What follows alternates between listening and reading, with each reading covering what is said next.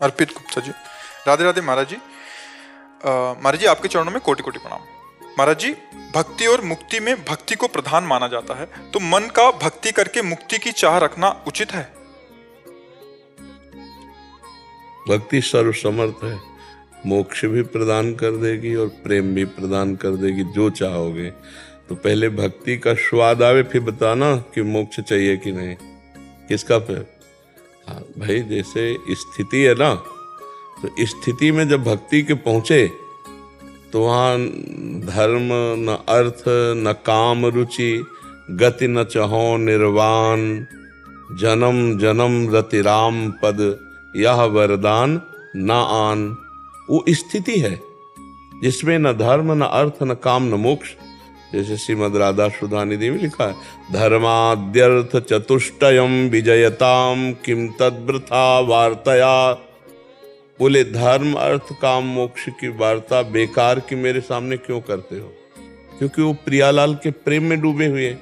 जैसे भरत जी राम जी के प्रेम में डूबे हुए हैं, तो जब संगम पहुंचते हैं तीर्थराज प्रयाग से, उनसे कहते हैं कि आप में 4 पदार्थों से भरा हुआ भंडार मुझे दिखाई दे रहा है, धर्म अर्थ काम मोक्ष।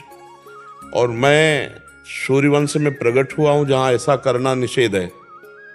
ऐसा नहीं, क्षत्रिय वंश में जन्म लेकर और भीख मांगना सबसे बड़ा अधर्म है। आरत काह न करे कुकर्मु, मांगो भीख त्याग निज धर्मु। मैं अपने धर्म का त्याग करके तुमसे भीख मांगता हूं हे तीर्थराज प्रयाग। क्या ये भीख मांगता हूं? ना धर्म न अर्थ न काम रुचि, गति न चहो निर्वाण, जन्म जन्म रति राम पद, यह वरदान। मैं न धर्म मांगता हूं, न अर्थ मांगता हूं, ना मैं कामना की पूर्ति चाहता हूँ, ना मैं मोक्ष चाहता हूँ। मैं केवल इतना चाहता हूँ, भरत जी महाराज कह रहे हैं, कि बार बार हमारा जन्म हो, हमारे प्राण प्रिय भगवान श्री राम में मेरी प्रीति हो, बार बार मेरा जन्म हो मेरे कर्म के अनुसार, लेकिन मेरे प्रभु में प्रीति हो। तो जो प्रीति प्राप्त महापुरुष हैं उनको मोक्ष की परवाह नहीं है। अपने तो बंधन से युक्त है, अपने को तो परवाह है ना। जब हम काम से बने, क्रोध से बने, लोभ से बने, मोह, तो हमको जरूरत है मोक्ष की, इनसे मुक्त होने की। लेकिन जब वो भक्ति की उत्तम अवस्था आ जाती है तो वो मुक्त पुरुष है। वो काहे को मोक्ष चाहेगा?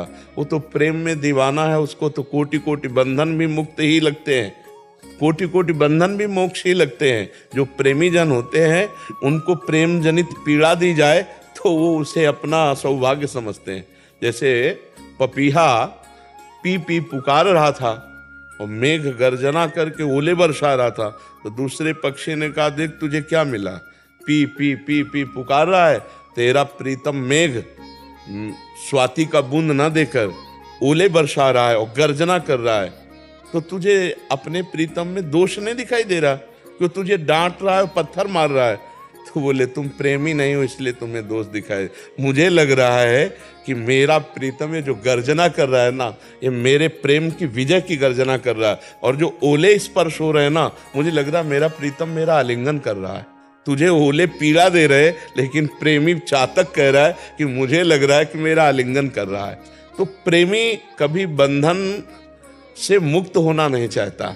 और तुम्हें बिल्कुल सार बात बता दे, मोक्ष है जैसे 2 चींटा हैं, तो एक चीनी में कड़ाह में मिलकर चीनी बन गया, ये है मोक्ष।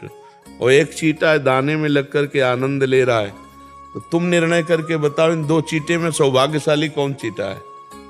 जो चीनी बन गया है, जो चीनी का आनंद ले रहा है।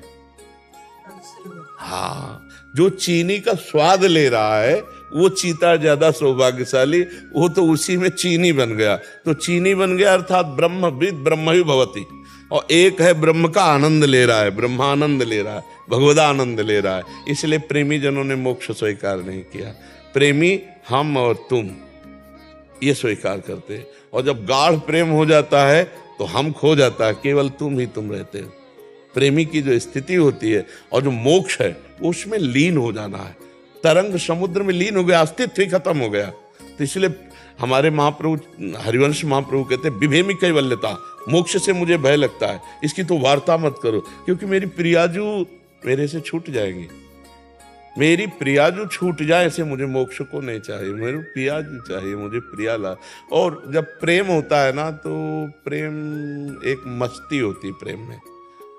न लाज तीन लोकन की, न वेद को कहो करे, न शंख भूत प्रेत की, न देव जच्छते डरे, सुनय न कान और की, दृश्य न और इच्छना।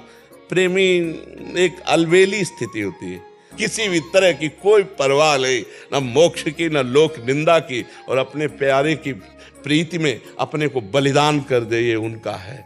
और ये सबके बस की बात नहीं है, नहीं। इसीलिए प्रेम सबसे दुर्लभ बात है।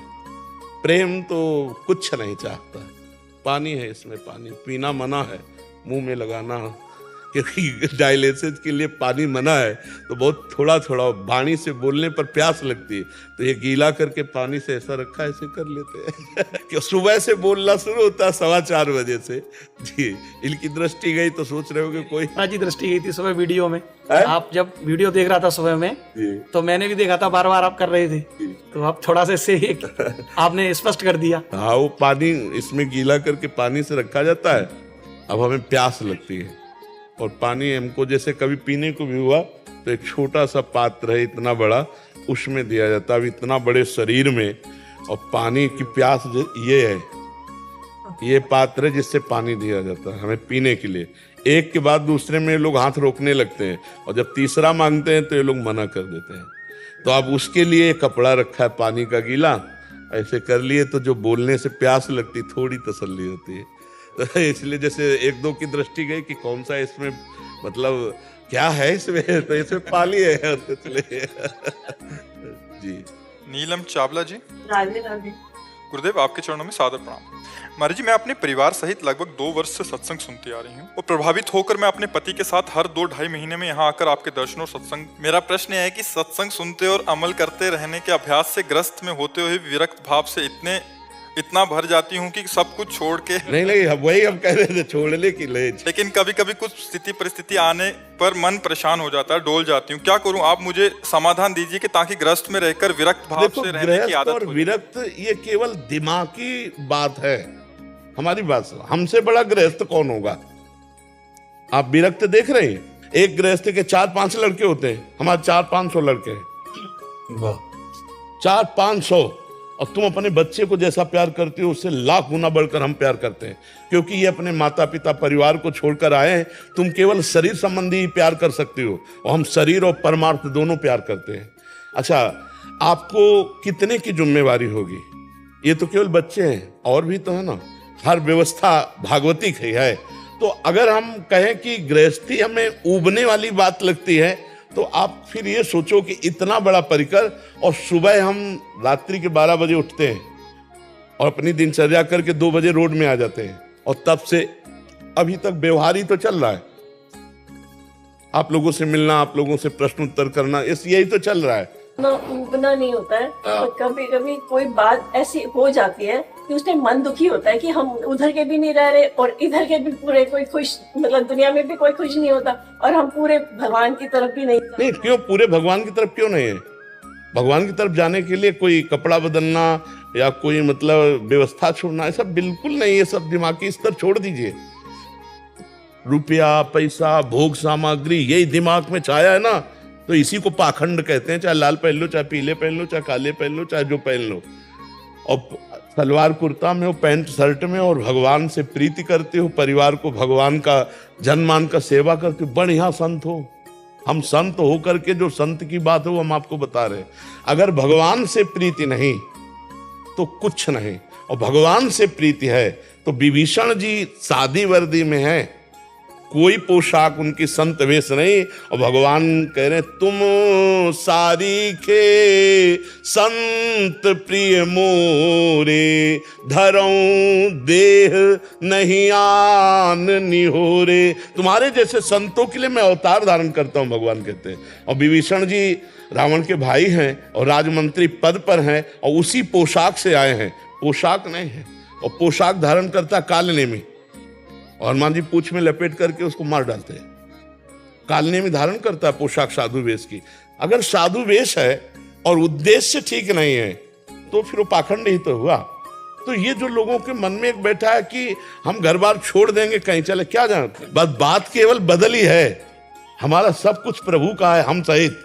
और आपका पर्सनल घर है, आपका पर्सनल पति है, आपका पर्सनल पुत्र है, बस यही भाव समर्पित कर दे तो हो गया। अब हमारे आप सब नहीं हो क्या? पर हमसे ईमानदारी से पूछा जाए आपका कौन है, तो भगवान के सिवा हमारा कोई नहीं।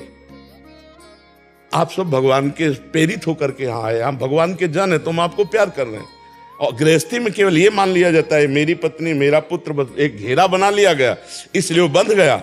अगर उस घेरे को तोड़ दे तो संत ही है, वो घर में रहता हुआ संत है। बात समझनी, कहीं नहीं भागना। और ये जो थोड़ी थोड़ी बातों में थोड़े थोड़े विपरीतताओं में उपदे हैं, ये भक्ति नहीं है।